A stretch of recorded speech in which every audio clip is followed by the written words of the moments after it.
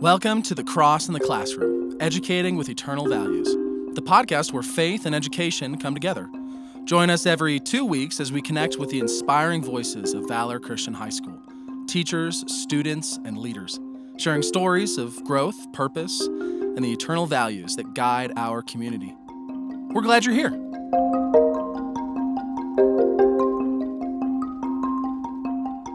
Welcome to a special roundtable edition of The Cross in the Classroom.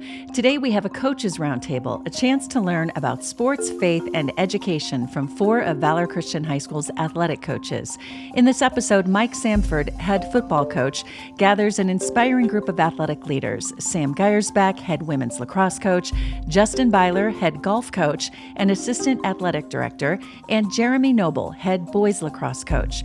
They discuss what makes Valor's athletic program unique, the highs and the lows of coaching, and how faith transforms both their approach and their impact on student athletes.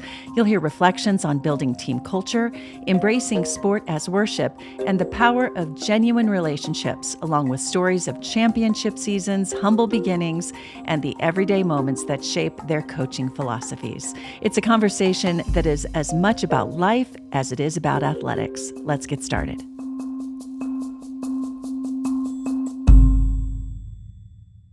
Hello and welcome to The Cross and the Classroom, Educating with Eternal Values, a Valor Christian High School podcast. And I am joined today by a bunch of champions, both on the field, in the classroom, and in life, in their families. And I want to go around today and talk to some of our coaches. We're going to get a perspective from various coaches on campus. And I'll start first introducing myself. My name is Mike Sanford. I'm the head football coach here at Valor Christian High School, going into my second year of coaching at Valor, third year total of coaching at the high school level. I did coach for nearly 20 years at the collegiate level. And now I've found my calling here at Valor Christian, and I've enjoyed every single minute of it, especially working with these incredible people. And one thing for myself of note is that I am the only state champion head coach here at this table right now. So I'm going to let the most recent state champion actually tell a quick story about that, if she could, is Sam Geiersbach. Who is our head women's lacrosse coach. Sam, give us a little background of where you're from, your background in sport of lacrosse, and then how you got to Valor and how quickly you won a state championship after you got hired. Yeah, it was a lot. So I'm originally from New York. I went to school at Richmond and then North Carolina. And immediately after graduating, I wanted to move to Denver. I think I just wanted to move somewhat west. I play professionally right now, so I'm still in the game a lot. I was working for a sports-related startup while I was playing, and my heart wasn't really in it.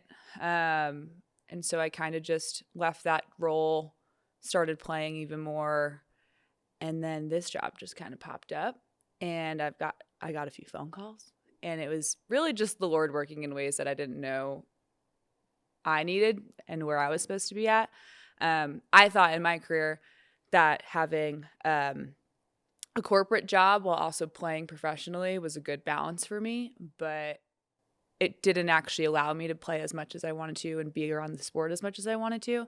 So I think this was the way of the Lord being like, please just go ahead and do what you are meant to do, and walk alongside these girls while you do it. So I'm grateful to be here. But yeah, we won a state championship last year. So you got hired the same date that I did. Yeah. It was right around March 1st, roughly. Yeah. Ish. Yep. Mm-hmm. And you were a state championship head lacrosse coach, 2 months later? Sure, yeah. How crazy is that? It's really crazy. My first day on the job was our second day of tryouts. So I watched the first day of tryouts from above, from a little camera. And then the second day of tryouts, I kind of stepped in. Definitely was drinking out of a fire hose for a little bit. It was definitely a lot, but boy, was I grateful to be like around these amazing people helping me through it. I will say RAD Keith Ball helped a lot with just like more of the admin stuff and just allowed me to just coach at first. But yeah, 2 months later, it was a state championship. It was almost like the storyline was laid out the way it was supposed to. Everything was written the way it was supposed to be written, and came home to state championship looking to hopefully get another one this spring. But it was really, really cool. I was reflecting on your journey this past weekend when I was coaching, and I was saying, I'm like, a year ago, like this past weekend, like you weren't even the head coach here yet. So like You were pitching in, weren't you? yeah. And I was like, Girl I'm like, squad. man, like how far she's come, just as an amazing young lady and a coach and like support system for the girls, like what you've built, in such a short time is so amazing to see. But like we were talking about just our girls lacrosse program. I'm like, man, this time last year, Sam wasn't even here yet. So you've done such a good job. Thank you. I appreciate that. But it's funny you say that, because I was reflecting also back on it, because I literally thought the same thing. I was like, wow, a year ago today, I still was not here. And I was reflecting on our conversation we had over the phone of you being like, and he's very well known in his career, professional, international play, all of it. And him saying, this is a dream job. I'm like, well, okay, yeah, I can't turn this down. This is exactly where I'm supposed to be. So funny you said that, because I was reflecting on our conversation. Coach Sam is being very humble about her playing career. Said I play professionally.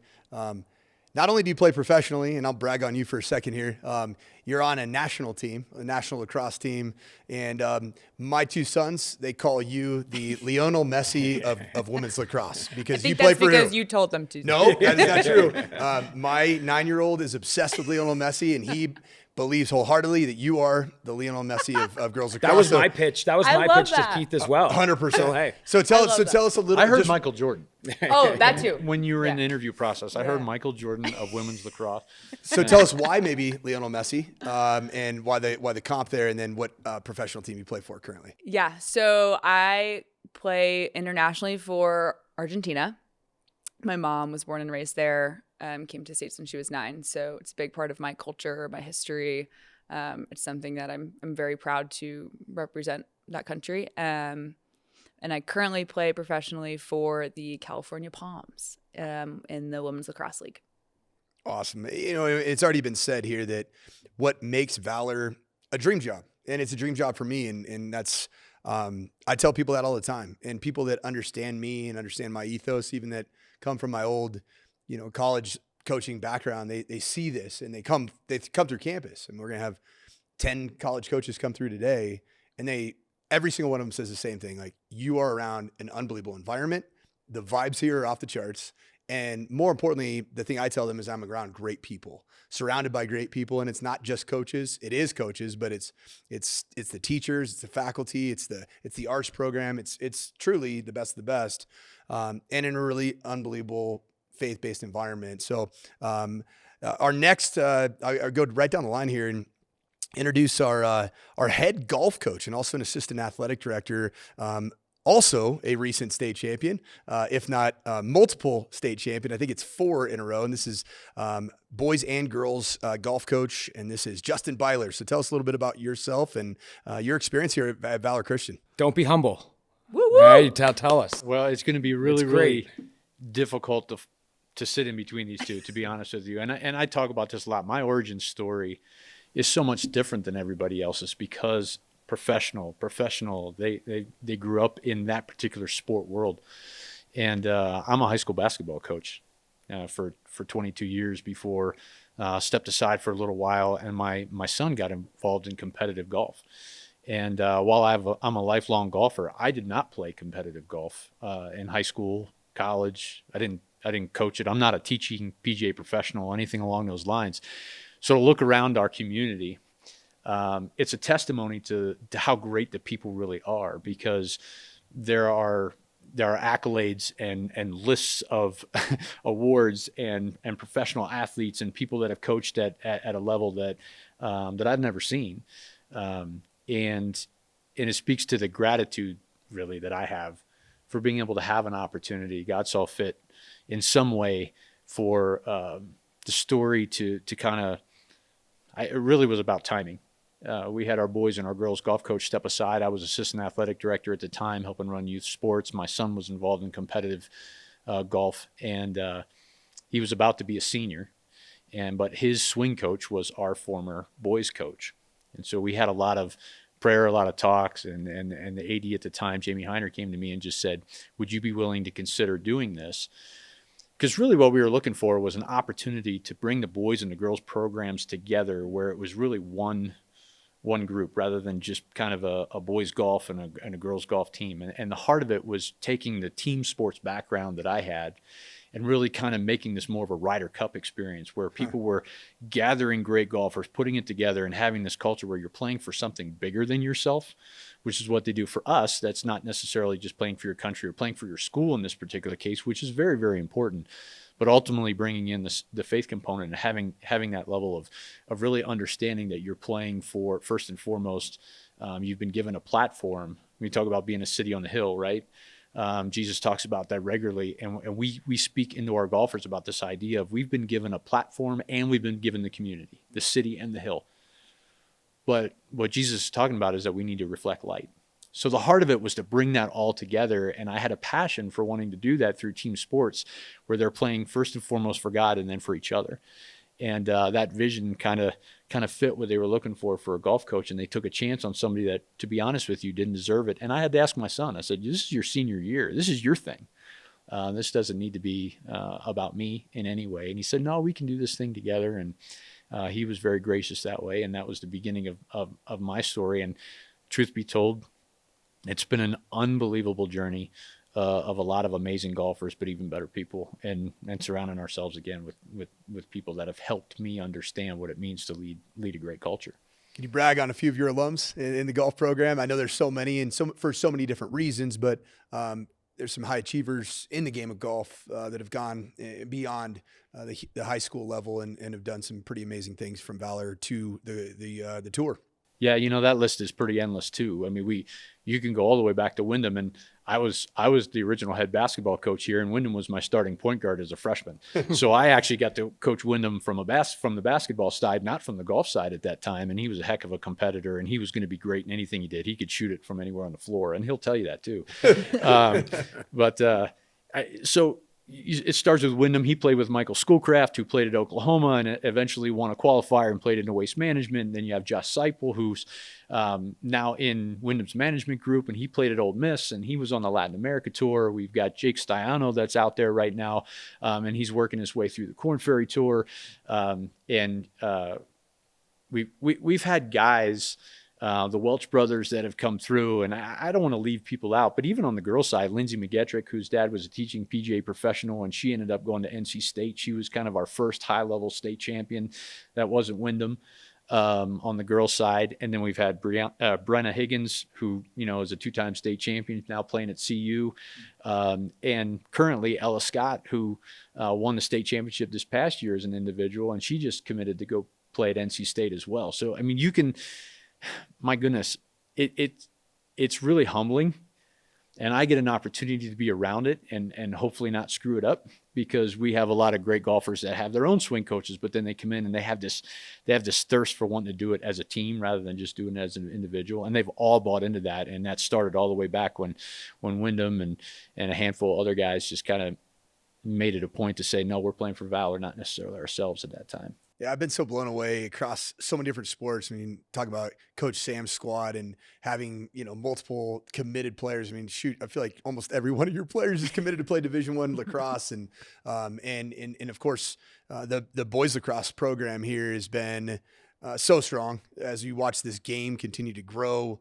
I'm selfishly, as a football guy, love the spatial crossover between being a lacrosse athlete and then being a football player, and the physical nature of it, and changing just all the dexterity that's trained in lacrosse. I'm like, I just keep looking at all your players, Jeremy, and I just want to grab more and more to come out and play football too. And I think we've done a really nice job to have those two work together.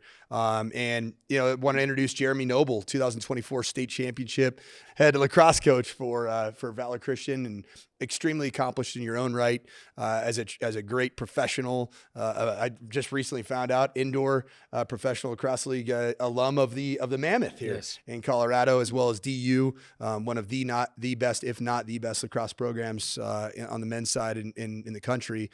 So Jeremy Noble, give us your background, and can't wait to hear everything that you've learned and your experience here at Valor. I would say it's funny you're mixing lacrosse and football up. I think that's where our relationship is at right now at Valor, with our sports being so close together and having players do both. I see there's other examples around the state and probably in the country where players unfortunately feel the pressure at points to be like, I have to do one or the other. Right. And I think that's something that we've taken pride in of embracing anybody that comes to Valor Christian High School, like whether it's football and lacrosse. I think we look at two studs on our basketball team, one's with you guys with football and one's with lacrosse. Like we embrace each other. So I see us mixing that around, but like, man, we all support each other. So for me, my background, I went to the University of Denver.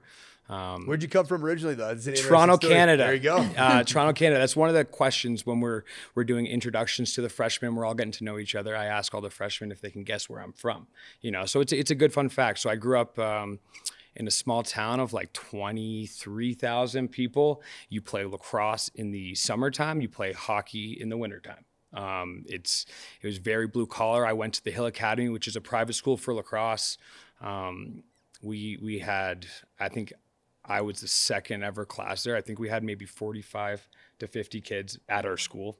So I was a kind of a pioneer there, which then I went to the University of Denver for 4 years and played in 3 Final Fours in 4 years and lost in every single Final Four. And when I was done playing at DU, I was fortunate enough for 3 years to coach at DU under Coach Tierney, and coached in another Final Four, and you guys could probably guess how that one went. We lost again. I played for the Colorado Mammoth for 5 years, San Diego Seals twice, and the Canadian national team in 2014, where we won against the U.S. in Denver at Dick's Sporting Goods, and then in 2018 we lost in Israel to the U.S. I've been here, this is going into my 4th year, so it's really exciting right now. I think for me this year of coaching, when I think of our senior class, I kind of came in as the head coach here when they were freshmen. And it's been a great ride. I look back to my high school coaches that I had, and I think why I feel so called to be here is like they were the biggest influences in my life. So to be able to walk alongside these students day after day, like I wake up and I feel like I'm the luckiest person in the world to have the family that I have, and then also to be a part of Valor Christian High School, man. Jeremy, I want to start kind of a roundtable discussion, but I love watching you coach. And Jeremy has an intensity to him, a very intentionality in terms of how he communicates with his athletes that I enjoy watching. And in the off season for me, football wise, I just enjoy going to a lacrosse practice and seeing how you communicate and take notes myself, mental notes of ways to communicate better with my athletes. And so this intensity, this Jeremy Noble patented intensity mixed with being a leader at a Christian school. How have you blended those two worlds together so well? And how have you seen that journey of intense ball coach and also tender leader of young people? I think I've changed a lot. I think I remember my first year here. It took a little bit of adjusting for me. I remember I was probably hard on the refs, very hard on the refs my first year. I probably got that from Coach Tierney. All right, when he was at DU. But I think I've grown up a lot as a young man. I got engaged and then I got married when I was here, and now I have a young son at home. So I would say I've been through a lot in my personal life, and I think I've grown a lot in my personal life. And then as a player, I look back to my playing career. I certainly had a lot of highs, but like people don't look at my lows as much as I think where towards the end of my career with the Mammoth, I was getting healthy scratched as a guy that had never been healthy scratched in my career, and I needed a change, and I got traded to the San Diego Seals and had 2 amazing seasons with them. So I feel like as a coach, I'm very relatable to them.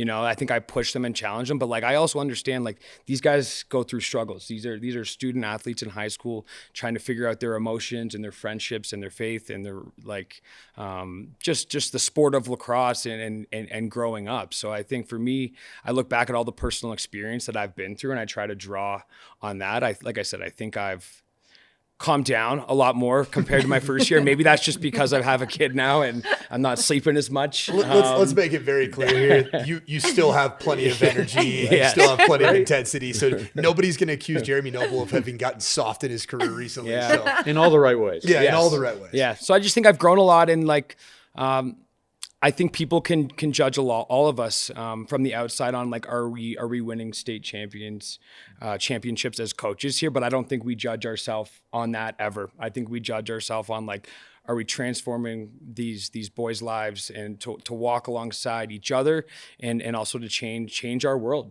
through Christ and their faith. And like, we have so many kids that are going to play college lacrosse, but we also have so many kids that are not going to play college lacrosse. And like, my job as a coach is like, when they leave here, they're ready for whatever comes next through the sport of lacrosse and just through being a part of this amazing school.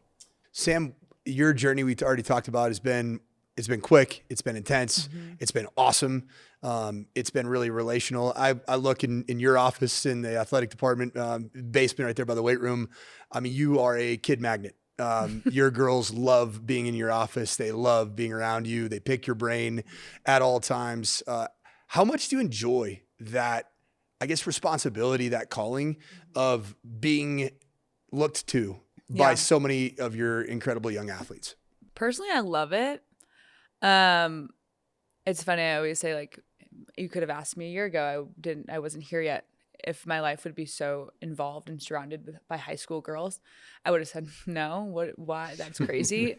But I love it. Like, kids are always in my office, whether they're just popping in to get a snack or just coming in for an off period. Your snack game's on point, by the way. Shout out to our team moms. Great snack game. I took Diving in there. Yeah. I took some jerky last week. Yeah, we've got a lot of people coming in and out, aren't lacrosse players. I even snuck into, made sure the camera didn't catch me. It was very still. Turn the lights off. But I love it. I mean, like, my biggest thing coming in the second day of tryouts was like, I need everyone to trust me. Like, I got the lacrosse part of it. Like, we've got that piece. Don't worry about that. Like, we're all set. But you guys need to trust me and buy into like the culture aspect, because if we don't have that, then we are not going to win any games at all. So we could be, the best team on the field, but put us up against a mediocre team, and if we have no culture, no, chemistry, we're not going to win. And so that was one thing it came in, and all I asked for was trust, respect, and patience. Because I knew I had the lacrosse piece down. I'm like, yeah, lacrosse, we know it. We got the IQ. It's fine. We're going to have that. No problem. Especially second day of tryouts, just seeing all of the talent that we have, that was not my worry.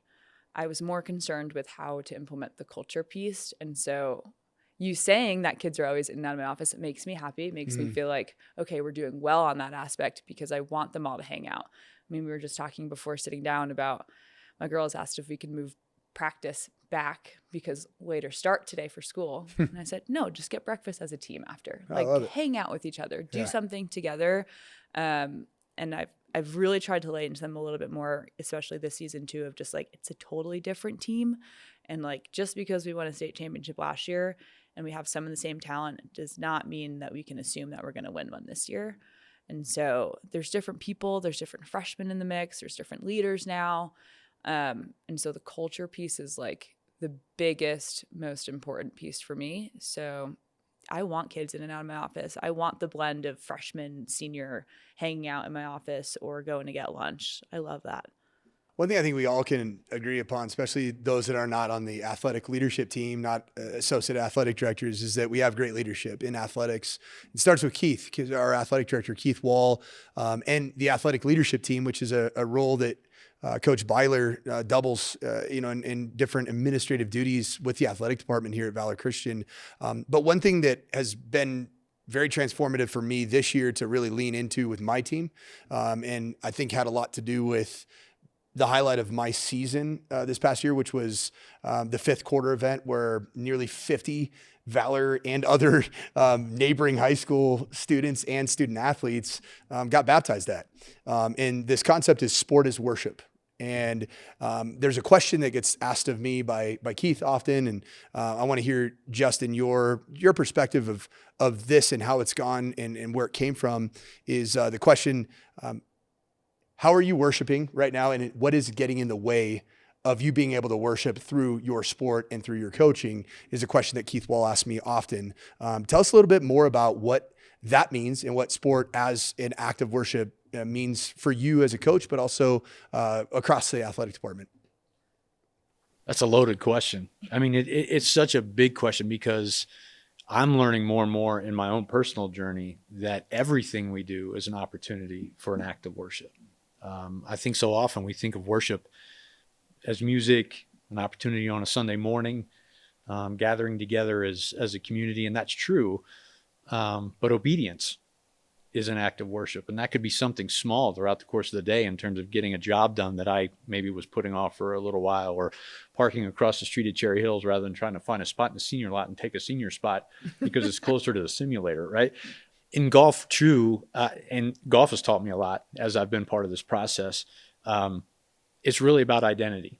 And so for me, identity and worship are kind of tied together. It's where do we find our identity? And sometimes, and I'm doing my best to try to help the young men and young women in the golf programs to understand that they can be freed up by understanding where their identity is found. And when they start that process, they're so used to looking at a leaderboard and finding their identity in a number, a statistic. And so we've talked a lot about John 3:30, about this idea of John the Baptist saying, hey, I understand that I'm not preaching to as many people as I used to. And that's where the phrase that he uses in John 3:30 comes from. And Jesus is now on the scene kind of teaching down the Jordan River with other disciples. And John's group of people have kind of diminished a little bit. And his friends are like, are you okay with that? And he said, yeah, he's got to become greater. I must become less. And what he was saying was like, I got to empty myself of the idea that my identity is found in a statistic or a number. I need to understand that I'm doing this because I'm part of a team and this is what I'm called to in this moment. And it may be about the number. It may not be about the number, but I'm going to do this as an opportunity to be part of something bigger. So when I think about worshiping, I think about responding to that call. And sometimes the numbers are prohibitive. Sometimes, I mean, I don't mean to bring it back up because it's a bragging type of thing, but when you're in the midst of a run of 4 consecutive state championships, it's very easy to get caught up in the idea that, well, you got to do it again. Or you do. I appreciate the pressure. But the reality is there's going to come a point where that doesn't happen. So you still have an opportunity to use sport, golf, as an act of worship. And how do we do that? My goodness, we swing the clubs for 24 minutes of 5 hours and 27 minutes of golf in a round. So we're actually executing that. Well, what are we doing the other time? We're walking with our playing partners. We have an opportunity to worship by giving that away. If we find our identity in Christ and are willing to be freed up to understand that this is an opportunity as an act of worship. All right, start loving on the people that you're walking with. Jesus did it when he walked everywhere at 3 miles an hour. So we're going to walk at 3 miles an hour. Why don't we do the same? Easier said than done when you're in the middle of competition. So you got to do your best to find that balance of keeping those things that are prohibitive to allowing you to worship while you're doing these things, whether it's work or a sport. But our kids have bought into that, and they continue to be. I always brag on our girls, because our girls continue to be maybe the most dominant 4 years of high school golf that this state has ever seen. And I don't mean that as a bragging thing. That's from a numbers standpoint. Yet they continue to be voted as one of the teams or the team that other schools most like to play with. Why is that? Because the girls treat them the right way in the midst of playing this competitive sport. And so they're beginning to understand what it looks like to worship as they play. Well, I have enjoyed this conversation, and even more than that, I've enjoyed watching the process of Sam and myself coming in a year ago, integrating into this awesome staff, and seeing where athletics is going at Valor Christian High School and where Valor's going as a school. And so I guess the final question that I have for each one of you, here we are, January of 2026.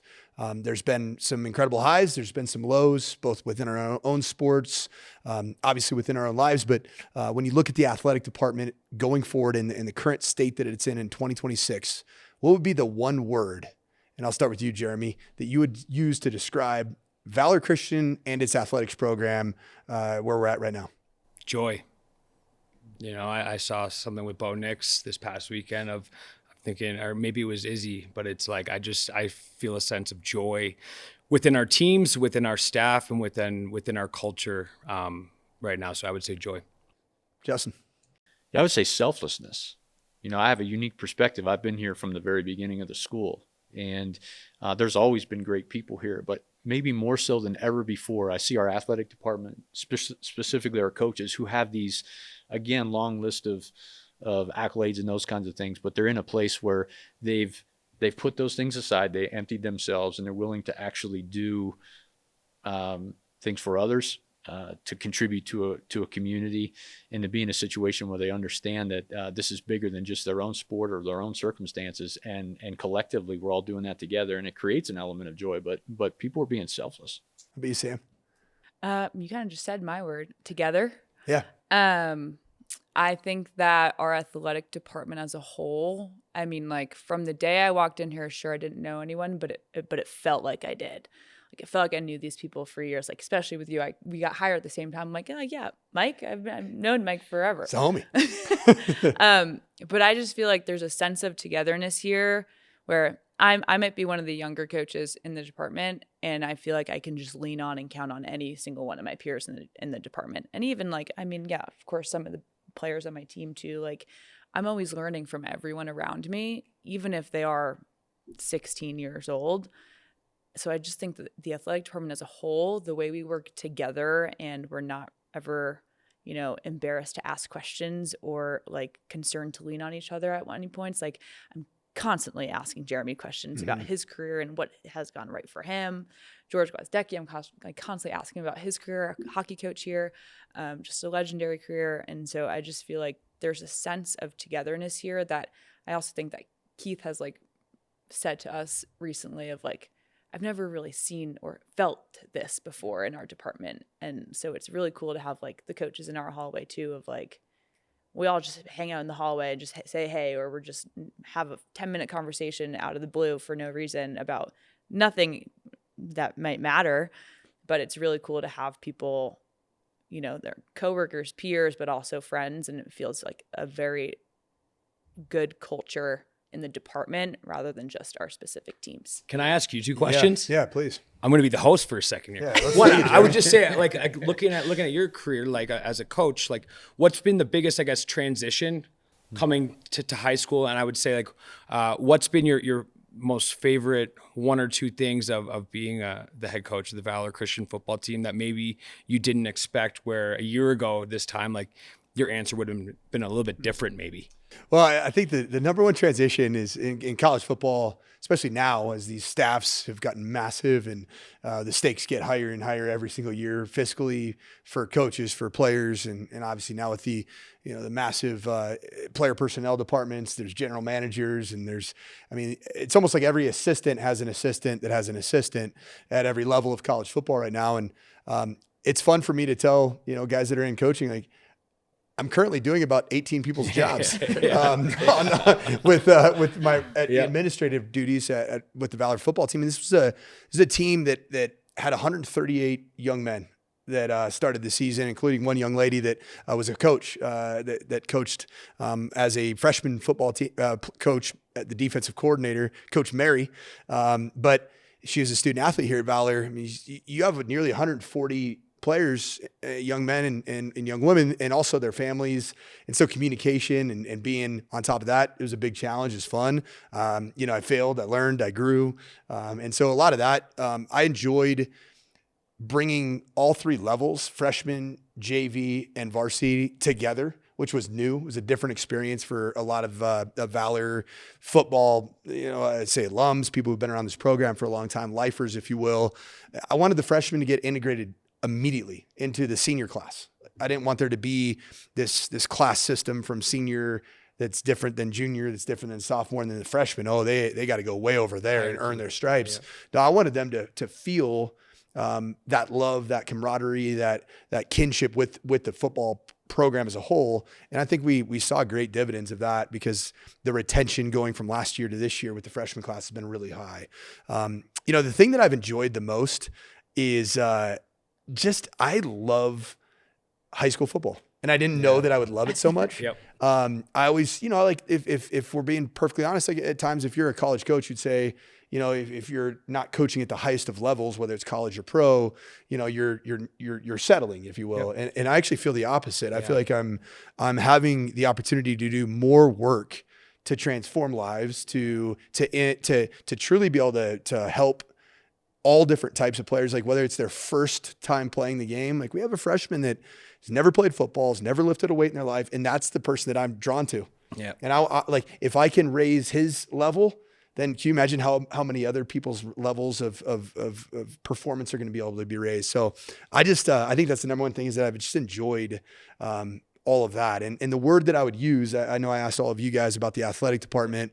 Man, I think it's a living, breathing organism of people that the word I would use is alive. Yeah. I think that we have the opportunity, because of the leadership of our athletic department, of Keith, of Brian Ritz, that allow us to do our jobs, that serve in so many different ways. The athletic leadership team always looking to find ways to help all of us do our jobs as coaches, that I feel like we can pour into each other, and we can pour into other athletes. Like I have loved getting to know lacrosse players that aren't football players, and girls lacrosse players, and even couple of your golf superstars, like talking to them about the challenges and pressures of playing golf at such a high level. And so I think that there is a incredible plan ahead for athletics here at Valor Christian that is going to impact God's kingdom and for eternity. And so I'm really excited about everything that's happening here at Valor, and just to play a small role in it. And I wanted to thank each one and every of you and all of our listeners today on The Cross and the Classroom, Educating with Eternal Values, a podcast at Valor Christian High School. Thank you so much for listening, and stay tuned for further episodes. Thank you for joining us on The Cross and the Classroom, Educating with Eternal Values. We hope today's conversation inspired and encouraged you. Don't forget to subscribe, share, and stay connected with the Valor Christian High School community. Keep living out faith, learning with purpose, and growing in grace. Until next time.